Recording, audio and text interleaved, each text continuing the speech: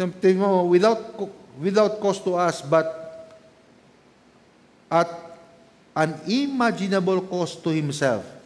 Di ba? Yung naging presyo para kay Kristo eh. A cost that will be visible to eternity. And we behold His nail-scarred hands and feet. Nagkaroon ng narrative eh. Nag-gather ang mga disciples, nakita nila si Jesus. Nakita nila, kaya lang si Tomas wala doon, di ba? Naalala niyo doon. Tapos, nung makita nila si Tomas, ibinida nila. Nakita namin si Jesus. Totoo, may resurrection, sabi nila. Sabi naman ito, hanggat di ko nakikita yung kanyang peklat, hindi ko nakikita yung sugat niya sa kanyang gilid. No, hindi ako maniniwala. Di ba?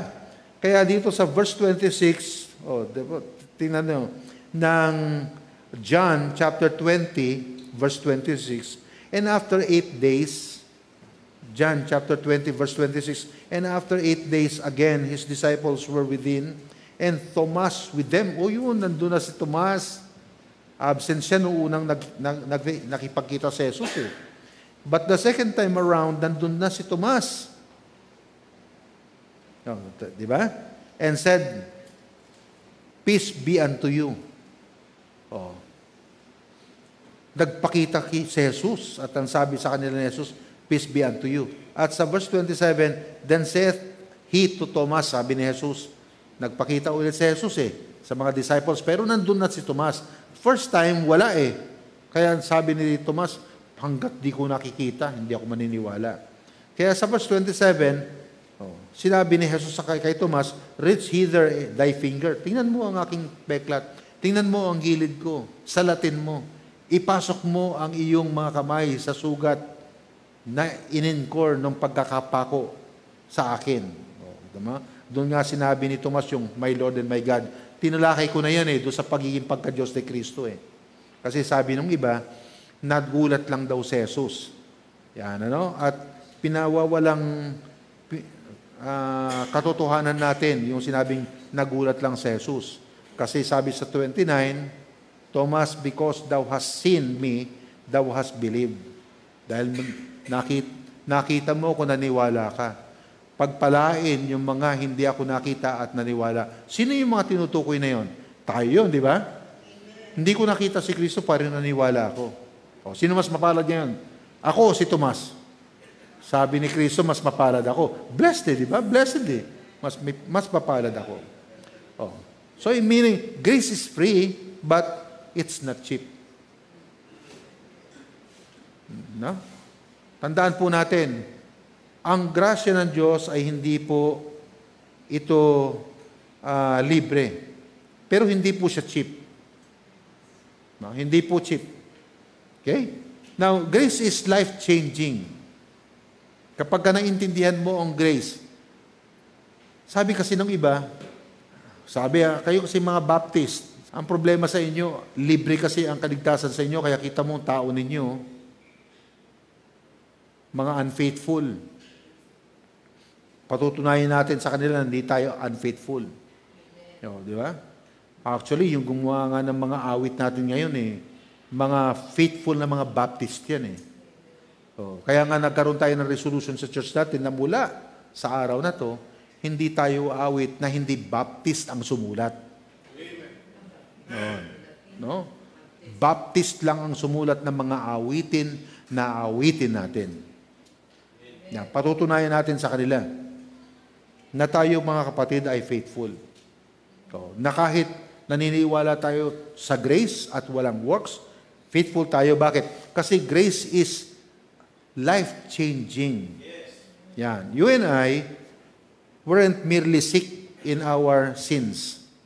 Ikaw at ako, hindi lang tayo may sakit nang dahil sa ating kasalanan.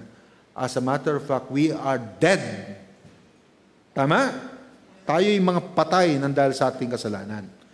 Sinabi yan sa Ephesians chapter 2 verse 1, Ephesians 2:1. Makikita ho natin yan sa screen. And you hath he quickened, who were dead in trespasses and sins. That means I'm not just unworthy of salvation. I No? I'm utterly incapable of earning it.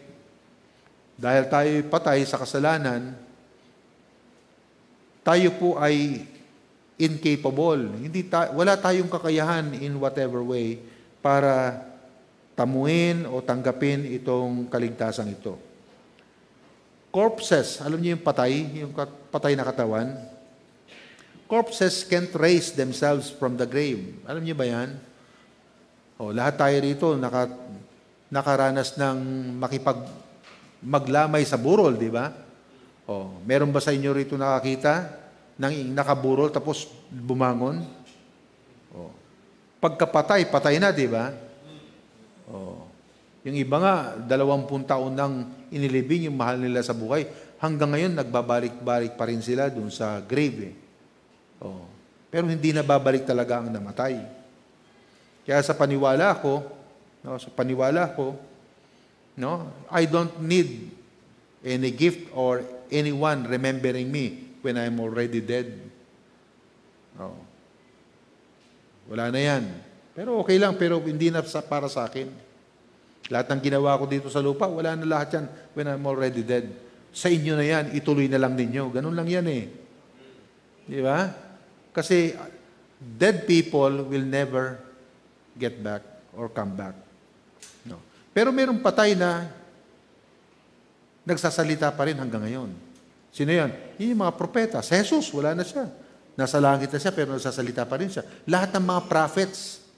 Si Apostle Paul. He been dead so long and yet speaks. Actually, yung kababasa lang natin sa Ephesians 2:1, siya sumulat ito eh. Di ba? No. Now, corpses can trace themselves from the grave.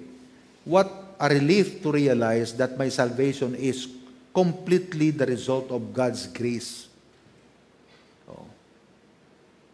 Talagang sa akin, relief yan eh, na maintindihan ko at ma-realize ko na ang kaligtasan ko ay completely resulta ng biyaya ng Diyos. It cannot be earned by good works. Alam niyo kung bakit? Kasi kung good works ang basis ng kung ano meron ako ngayon sa Diyos, pwedeng magbabago yun kasi from time to time nagkakasala ako. Di ba? Walang magiging permanente, walang magiging matibay, anumang bagay ito na ang basihan ay yung ginawa ng tao. Kahit nga emosyon natin pabago-bago. Di ba? Kasi ang tao talaga natural na pabago-bago tayo. Kasama yan sa pagiging makasalanan natin.